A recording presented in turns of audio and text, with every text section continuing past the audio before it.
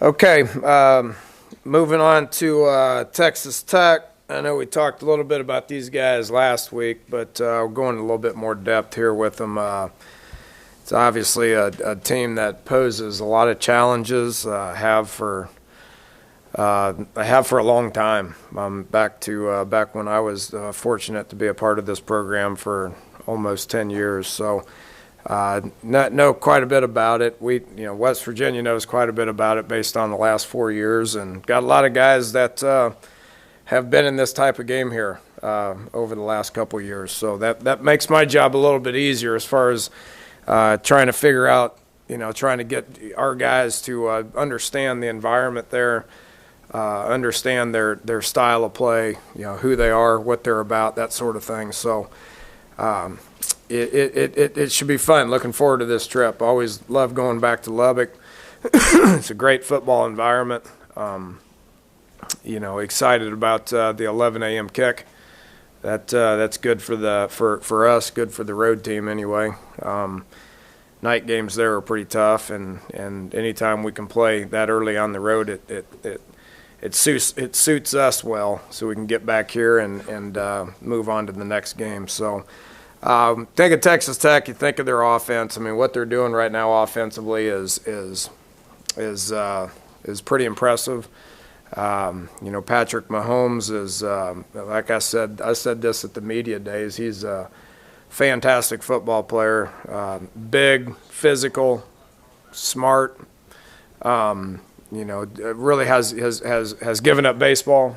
I don't know if that's temporarily or what. You never know on that, but.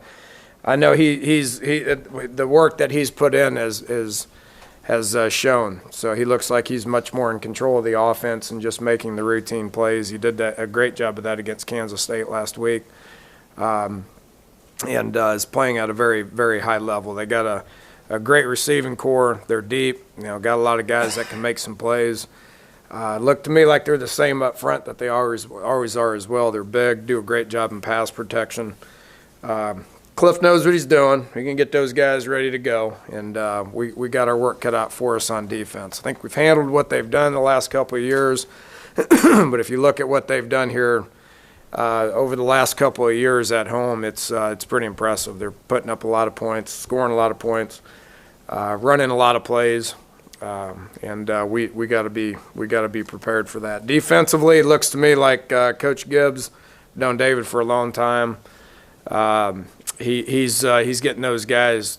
He's getting those guys better. Playing a lot of young guys. I think they're playing 5 or 6 true freshmen. Got a couple of transfers in there on the D line.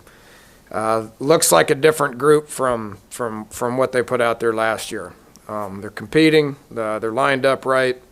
Guys are going to continue to get better and better. We're going to have to find a way to score a few more points than we've scored over the last 4 games. What we've averaged, 29 points a game, isn't going to be enough. We know that, and I'm looking forward to the challenge of going out there and doing what we got to do to score enough points to win. Special teams, it looks improved as well. They brought in Joe Robinson, who is at South Carolina, been doing special teams for a long time. Looks to me like they're spending a lot of time with these units, and they're covering hard. They're doing a good job in the return game, and it's something that's helping them win some ball games. So should be a fun time. Should be a good atmosphere. Should be a good environment. Should 2 good quality Big 12 teams going at it. We'll do what we got to do this week to get prepared for everything that all the challenges that they possess. One side note, I know this has been brought up by a bunch of you guys, but Josh Lambert is no longer a part of the football team. We appreciate everything he's done here. He's had a great career at West Virginia. He's got his degree, and we wish him the best moving forward. I won't comment on it other than that. Very comfortable with Mike Molina. Did a great job for us the first 4 games, and he's our kicker, has been our kicker. And I know he's going to do a great job. So with that, take some questions. Any options with Molina kickoff? I mean, would you look at a John Young or something, or Billy Kennedy, or what do you do there? Well, they've been repping. They just aren't as good as Mike. So Mike's done some good things. You know, the only thing that I worry about, and Mike's handled everything wonderfully. The only thing I worry about is a lot of kicks on legs. You know, you got to worry about that. That's where John comes in. That's where Billy comes in. I don't think anybody would be interested in uprooting what Billy's doing in the punt department. He's functioning extremely well. As he gets older, more mature, more experienced, he'll probably be able to take on a little bigger load, you know. And then John's got an unbelievable leg. Just got to keep bringing him along as well. When you talk about needing to score more points, how do you achieve that? Is that execution, taking more chances, fourth downs and stuff like that? How do you? You take the ball and you put it in a kid's hands and he crosses the goal line. Guy's got to score. I mean, geez. I mean, we're moving the ball. We're averaging a lot of yards. We got to score more, period. How does that happen? Well, you get guys that get the ball in the end zone. That's how it happens. I think you can understand where I'm at with that. With that said, though, do coaches have a different mentality when you think it's going to be a high-scoring game? No, I don't. I mean, you know, we've you know, I think we've played great defense against these guys the last 2 years. You know, they'll be the first to tell you that. 31 points was enough to win last year. I'm, you know, very thankful for that. 37 was enough to win the year before that.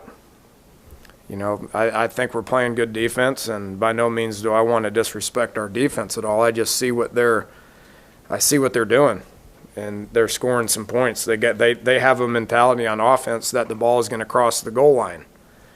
So if we got to get the ball across the goal line to, you know, a few more times to win, then that's what the mentality needs to be. You know, if you know, based on how the game's going like it was last year, if we want to run the ball 60 times a game and keep them off the field, then by all means that's what we'll do. You don't know what you're going to have to do until you're in the game and you figure it out, and that's what you got to be able to do. That's why I like being balanced, is because we have the ability to do both. I'd like to think that we have the ability to do both and be successful at both. Would you talk a little bit about your progression from being in a throwing offense and learning in that into accepting being balanced? Has it been a hard change? I mean, oh no, it hadn't been hard. I think the biggest thing that coaches need to get over themselves a little bit at is figuring out what your personnel is and giving them a chance to be successful. We don't have a 6'5" pocket quarterback that can sit back there and deliver the ball down the field. It's just not what Skyler's strengths are. I mean, his strengths are a completely different skill set. So you got to take what you have and you got to work hard on it, and you got to feel good about it and have the confidence to be able to go into a game and do that stuff effectively in order to be able to win. So we've improved in the pass game. Our receivers have improved. Our protection's improved. Skyler's improved. If we need to sit back there and sling it around 50, 60 times, then we will. That's what we did against Arizona State because that's what they were giving us. I don't know what Texas Tech's game plan is. If you can get me that game plan, Bob, then I can adjust what we need to be working on this week. Do you expect to see guys like Toyas and Antonio Crawford back this week? Should be. Toyas looked good last week. Crawford was a little hobbled, but he's, he ran around a good bit, so we'll look at him this week. Toyas is back full go. I'm expecting Crawford to be back full go today. Coach, you were talking earlier about, you certainly have a lot of experience with what Texas Tech is doing offensively. If you come up with a list of things to counter that, how high up would be, running the football on your guys' offense, be up on that list? Because it seems like, the more you can keep them off the field, it certainly would Yeah, I mean that's in a perfect world, that's what you want to do. That's what everybody would like to do. If you're punting every 3 plays when you're trying to do that, then that's not going to work out very good for you. If you get down a couple of scores and the clock's ticking and you get into the second half, that's probably not going to work very good either. So, that's why I keep talking a lot about being balanced is being able to do what you need to do based on what the defense is doing and based on how the game is going. There's a game plan element to it. There's a in-game adjustment element to it.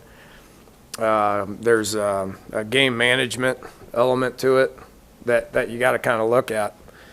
We were winning with the ball with 6 minutes and 50 seconds left in the game last year, and we were able to we didn't need to score, so we took a knee on the one. But so you got to kind of feel how the game's going. You got to look at what the defense is giving you. You got to feel how the game's going. You got to look at your overall aspect of your team and what you need from your offense in order to be successful. And that changes. It changes in game. It changes from game to game, but it changes in game as well. Looking at the Mahomes performance last week, if you hadn't known that he had hurt his right shoulder, would you have even known watching tape of that game? Must have had some good medicine. No, he didn't. He didn't look hurt to me. I mean, he didn't look like he was running around as much. It looked to me like they were kind of trying to protect him from some hits, which is a pretty good idea against Kansas State. I thought they managed it really well, and I thought he played really well. I thought he was great in the pocket. Didn't look like a different player to me. Didn't take as many chances on the run, but didn't need to either.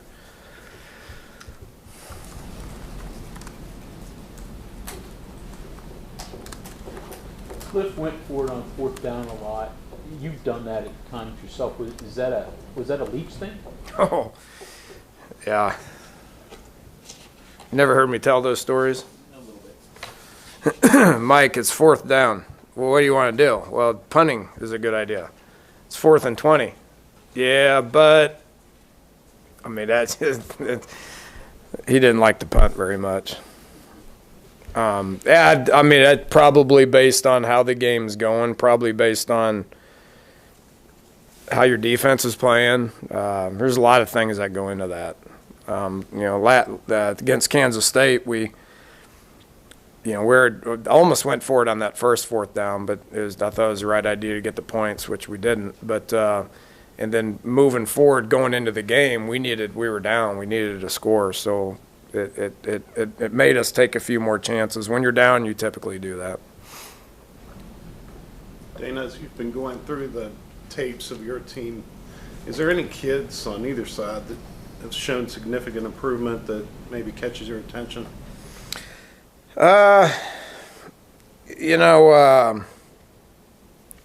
We've seen David Long. I mean, he's moved into a starting position because he's made some plays. That's a young kid that'll keep getting better.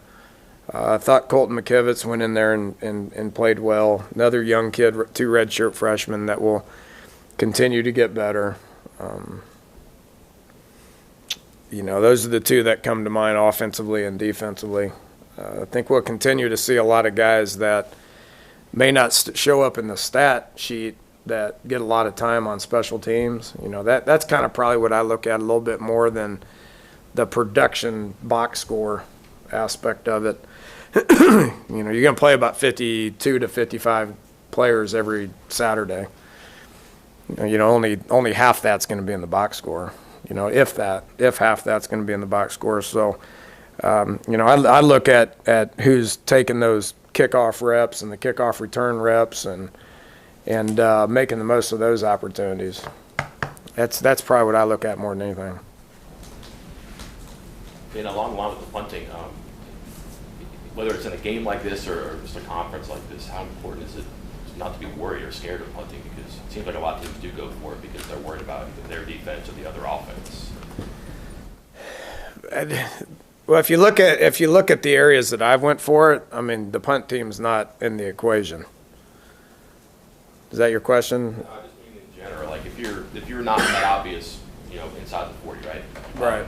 And you have faith in your defense, or you think you have a handle on their offense, and you're not afraid to give them the ball.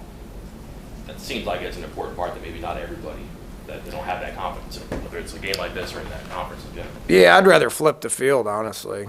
I mean, there's a little bit of a difference of philosophy with me and some of the other guys out there, but I'd rather flip the field and give our defense a chance as opposed to put them in a bad situation. So you're going to see us punt in those situations a lot more than not. But that 40 and in deal, I mean, this was a whole off-season study that we did. That's why you're seeing us go for it more in that area. Last year, last year and the year before, we would kick the field goal a lot right there. I'd rather go for it and get the points. Talking about points, you got to take some chances in order for that to happen.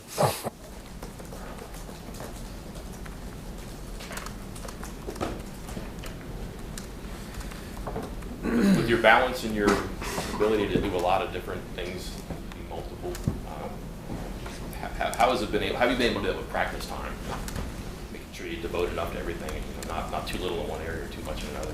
You don't have to work on as much of the other stuff. I mean, when you got an experienced guy like T.O., I mean, he understands all the protections and what we're supposed to do, so that reduces a lot of the practice time.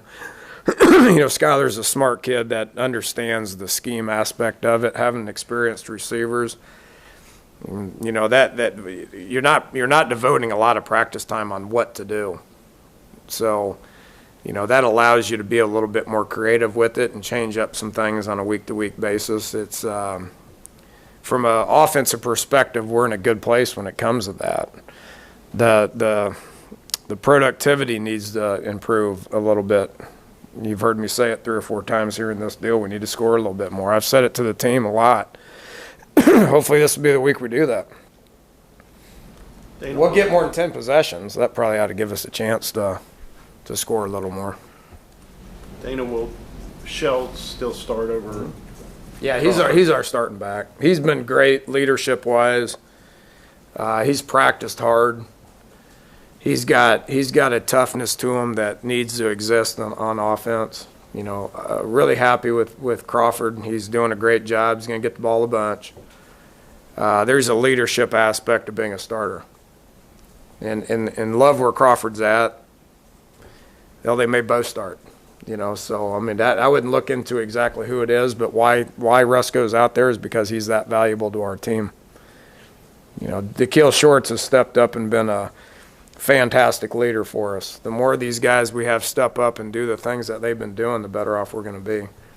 I can say that about Jeremy Tyler on defense and Justin Arndt on defense. I mean, don't mean to leave anybody out, but the more of those guys step up, from a leadership point of view, that's more important than one guy making an exciting play every now and then. Now, you were at Texas Tech for a decade, and in that what seems from the outside to be a strictly offensive culture, does that hurt their chances of ever being good on defense? I mean, you almost get the sense that the defensive unit doesn't get to eat dinner until after the offense eats. I mean, is that a problem? You'd have to ask them. We changed our thought process a little bit a few years ago, and I like where we're at. I mean, I think the way that we play and the toughness we play with, the mentality that we play with is I think our defense is made a lot of strides here over the last 3 years, 4 years.